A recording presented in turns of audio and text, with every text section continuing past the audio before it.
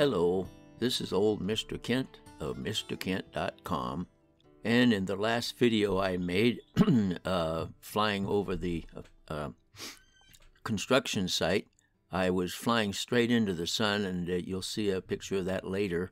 And my without a sunshade on my smart controller, even though it's a smart controller and it's bright, it has a big screen, when the sun's shining right on you like it is here right now, well, that's kind of about all you see when the sun hits it like that. Anyway, I was trying to show you the screen, but it didn't work out too well. Anyway, so when I got home, I thought I've got to have a sunshade for this thing. And you can see my shadow. I'm directly facing into the sun on purpose, and the sunshade worked perfect. I cannot believe how much more fun it was to fly looking into the sun with that sunshade on there. Now the smart controller's got the bright screen, everything works fine, but and I still was able to make my flight, but it was sure difficult. I could have run into a power line or something because I couldn't see details. And as you can see, I want you to know the sun shined right in my eyes, and that's how it was the other day. So anyway, I thought maybe I better figure out a way to make a sun shield. So I figured out a way, and here we go.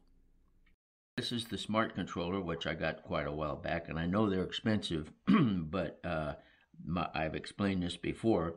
The reason that I actually need a smart controller is here in Arizona, the temperatures get pretty high, especially in the summertime. And my iPhone, when it gets warm, it gets dimmer and dimmer and dimmer, and it's also not easy to see in in the sunlight.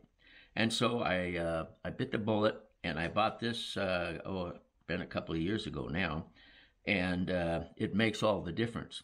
But in the inset that you're looking at, you'll see that I was looking into the sun. This is the last video I took. I was looking into the sun, and the sun was reflecting off of the screen of the smart controller. And so it was very, and usually if I can find a shade tree or something, I'll stand under it so I can see the screen better. But there were no shade trees, and the shot that I wanted to get was in the direction of the sun, and so I had a real hard time seeing any detail on the screen of the smart controller. And so I got to thinking, you know, I ordered one online, and I'll try to put a link to that if I can remember. And it was no good. It was made out of rubber, and that was okay, but the visor came over at an angle, and in order to see the visor, you had to turn the smart controller like that, which points the antennas down at, you know, it aims the output of the antenna right into the ground. So you would lose connection. So I sent it back. And then I got to thinking, I'm going to make one of my own. I've never made a smart controller. I haven't made smart anything, but I made a smart controller sunshade, and I tried it out this morning, and it worked great. And that little video that you saw at the beginning, it worked great. And what I thought, well, I'm going to share this with other people who have a smart controller. So that's what this video is about. And let's see if I can get it in here. Here's my sunshade that I made, and it's pretty easy to use. And by the way, I get these. You can get these on Amazon. They are Velcro. I can never remember that name. They're Velcro. So I got Velcro there and Velcro back here. And then I just take this like this and put those two on. Bring this around and put these on. And they stick pretty well. So now I have to be able to get my hands in there. So on the side here, I've got that, and that's still going to shade the sun from getting in. So my hand goes in there, as you can see. There's my thumb. And on this side, there's my thumb. And I can also reach all the buttons and everything. Plus, camera buttons are easily accessible. And then I leave these on to make shade. And when I went out and flew this morning, it worked really, really great. So I thought I'm going to share this with everybody that that has a smart controller or is thinking about getting one. By the way, Christmas is coming. So anyway, another thing that I did was because it's cardboard and it bends easy. This here is one of my wife's used fingernail file, not a file, but a sanding board. And so I put one of those on each side and taped them on so that that's not going to bend much, you know, unless I deliberately bend it. And then, of course, when you're not using it, you can fold it up and carry it. So it works pretty nice. Now, what I'm going to do is real quickly, I'm going to try to show you how to make one. I've got, and this is, I'll put, let me see it. Let me put this, we're through with that right now. Put that over there. Excuse me. And so I made this, and I'll put a picture of it, and then you can do you can get a screenshot or whatever. But here's all the dimensions. It's 8 inches this way, and then these all add up to whatever it is. But it's almost the width. If you go to get some poster board at Walmart or someplace like that, the poster board's about this wide, and so this is out of a piece. Well, here's a piece I'm going to make. So anyway, it's pretty easy. It is not hard, and those dimensions don't have to be perfect. So don't worry about that. So let me lay this over here, and we'll get started. So I'll put that up there, and you'll notice that this is a little bit longer than what we need. So we'll just not worry about that right now. Okay, so we're going to come in. We'll come across, and I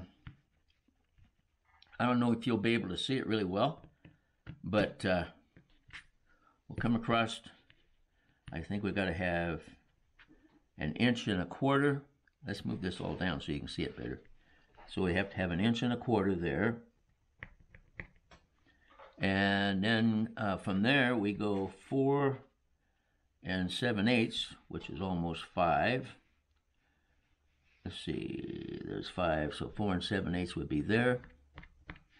And then we go 7.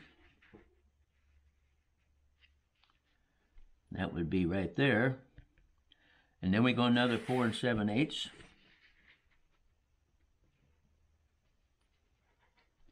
Which is right there. And then another 1.25 inches.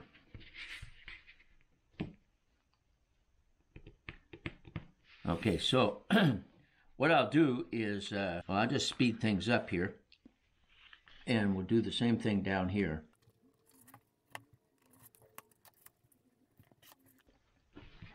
Okay, there's our vertical lines, and then we have to have one that comes across here, and that's 2.5 inches from the bottom. So we'll measure up 2.5.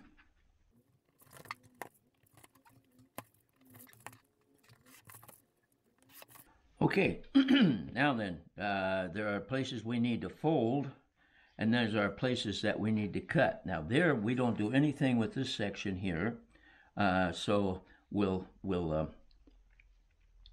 start cutting and folding. So I think we'll cut first and then fold.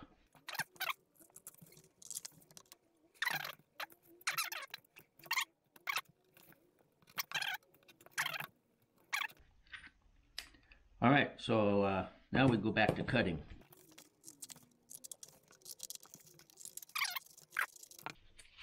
All right, now we can fold.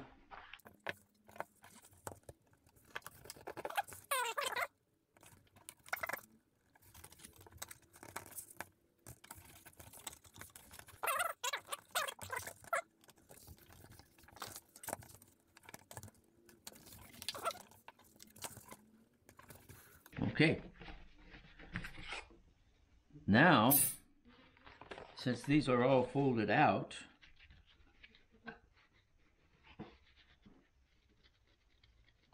well, you know what? This doesn't need to be folded.